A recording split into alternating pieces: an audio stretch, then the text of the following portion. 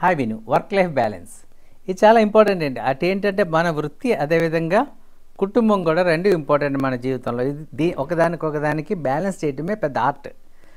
ఈ మధ్యన నేను కౌన్సిలింగ్ చేసినప్పుడు కౌన్సిలింగ్లో ఒక వ్యక్తి చెప్పింది ఏంటంటే, వాళ్ళ చిన్న బాబుని వాళ్ళ ఇంట్లో తాళం వేసి వాళ్ళు ఆఫీస్కి వెళ్ళేవారు అన్నారు. నేను షాక్ తిన్నాను.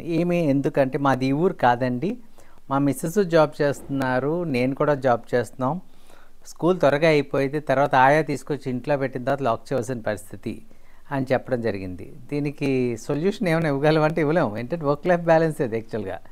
సో ఇక్కడ ఏంటంటే వాళ్ళ యొక్క ఆర్థిక పరిస్థితులు, వాళ్ళ యొక్క స్తోమత వాళ్ళకి ఏమైనా చూడటానికి ఉంటే దాన్ని చూడడానికి మంచిది, ఎందుకంటే పిల్లలు వదిలేయటం మంచిది కాదు. ఇప్పుడు మీరు చూడబోయే వీడియో ఏంటంటే, ఒక కలెక్టర్ గారి యొక్క టేబుల్ మీద వారి యొక్క బాబు ఒక సూపర్ మ్యాన్ డ్రెస్ వేసుకొని ఆటలాడుతున్న దృశ్యం. అక్కడ ఏంటంటే ఆమె ఈ వీడియోని ఇలా ట్వీట్ చేశారట. ఏంటంటే సమ్మర్ హాలిడేస్ వచ్చిన వర్క్ లైఫ్ బ్యాలెన్స్ అని చెప్పి రాశారు. ఎందుకంటే ఇక్కడ బహుశా ఆమె భర్త కూడా సర్వీస్లో ఉండొచ్చు, లేకపోతే జాబ్లో ఉండొచ్చు, ఇంటి దగ్గర చూడడానికి ఎవరు ఉండకపోవచ్చు, అదేవిధంగా స్కూల్స్ హాలిడేస్ అవి ఉండొచ్చు. ఇలాంటి పరిస్థితుల్లో పిల్లల్ని ఏం చేస్తారన్నది ప్రశ్న ఇక్కడ. సో ఈ వీడియో బయటకు రాగానే ఈ వీడియో కొంచెం వైరల్ అయిన తర్వాత ఏంటంటే నెట్జన్లు ఏమైనా కమెంట్ చేశారు, రెండు వర్గాలుగా విడిపోయారు. ఒకళ్ళు అంటారు ఓకే ఇది బాగానే ఉంది, ఎందుకంటే తల్లి ఒక పాత్ర పిల్లవాడిని చూడటం. ఇదే పరిస్థితిలో ఒక ఆఫీస్లో ఒక స్వీపర్ కానీ, లేకపోతే జనరేటర్ కానీ, లేకపోతే అక్కడ ప్యూన్ కానీ వాళ్ళ పిల్లల్ని తీసుకొచ్చి ఇలా ఆఫీస్లో ఆడించడానికి ఆస్కారం ఉందా అని చెప్పి ప్రశ్నించారు.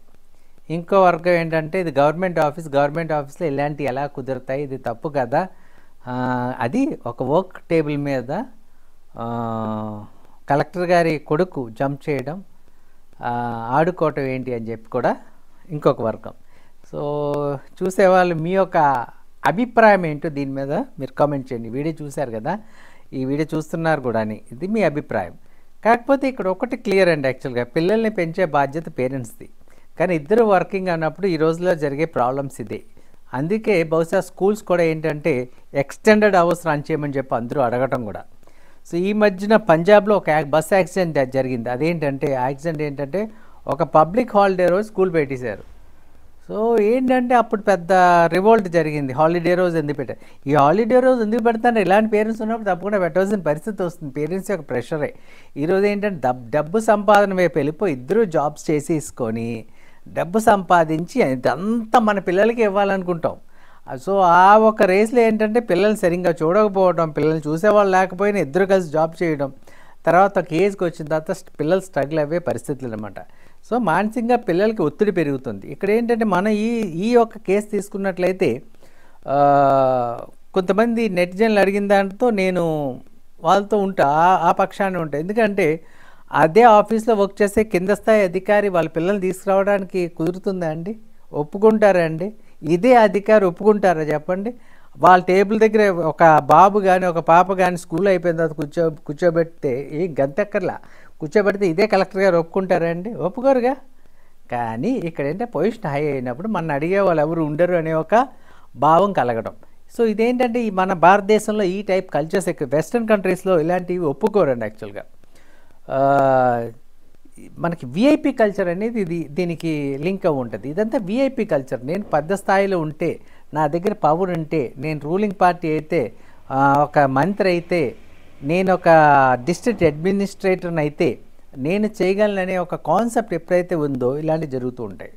సో ఇక్కడ ఏంటంటే ఒక్క పక్షాన్ని మనం ఆలోచించినట్లయితే ఆ చిన్న బాబు తల్లి ప్రేమ కోరుతున్నాడు, ఆ బాబు తల్లితో ఉండాలి. కానీ ఒకటి, ఇలాంటి వీడియోస్ ఒకవేళ తీసినా సరే బయట రాకుండా చూసుకోవాలి, ఎందుకంటే రావడం వల్ల ఇలాంటి అనర్థాలు. ఇంకొకటి ఏంటంటే ఒక కలెక్టర్ ఉన్నప్పుడు ఏం చేయాలంటే ఆ బిడ్డకి ఏంటంటే డిసిప్లినింగ్ ప్రాసెస్ నేర్పాలి. ఫస్ట్ థింగ్ ఏంటంటే అక్కడ ఉండే ఐటమ్స్ అంతా పబ్లిక్ ప్రాపర్టీ, దాన్ని చాలా రెస్పెక్ట్ చేయాలి. ఎన్నో ఫైల్స్ ఉన్నాయి, ఎన్నో డాక్యుమెంట్స్ ఉన్నాయి, తర్వాత అదేవిధంగా ఎన్నో ఎంబ్లమ్స్ ఉంటాయి దేశానికి సంబంధించినవి. అన్నీ ఏంటి ఉన్నప్పుడు దాన్ని రెస్పెక్ట్ చేయాలి.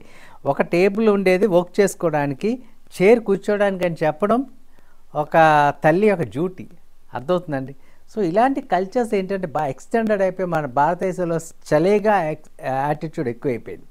అదేవిధంగా ఈ విఐపి కల్చర్లో ఇంకొక విషయం చెప్పాలంటే ఎలాగే చెప్తున్నాం కాబట్టి ఇంకో విషయం ఏంటంటే గవర్నమెంట్ ఇచ్చిన వాహనాలని యూస్ చేయడం ప్రైవేట్ పనులకు పిల్లల్ని స్కూల్ డ్రాప్ చేయడానికి ఇలాంటి దానికి యూస్ చేయడం బాగా అలవాటు అయిపోయిందండి అందరికీ. ఈరోజు పొలిటీషియన్స్ చూసినట్లయితే గవర్నమెంట్ వాళ్ళని తిరిగి ప్రజాసేవ చేయడానికి ఇచ్చిన వెహికల్స్ని యూస్ చేసి సైరన్ వేసుకొని స్కూల్కి పిల్లలు డ్రాప్ చేయడం, మళ్ళీ డ్రాప్ చేసేటప్పుడు కూడా సైరన్ కూడా వేసుకొని మళ్ళీ అక్కడ విఐపి కల్చర్.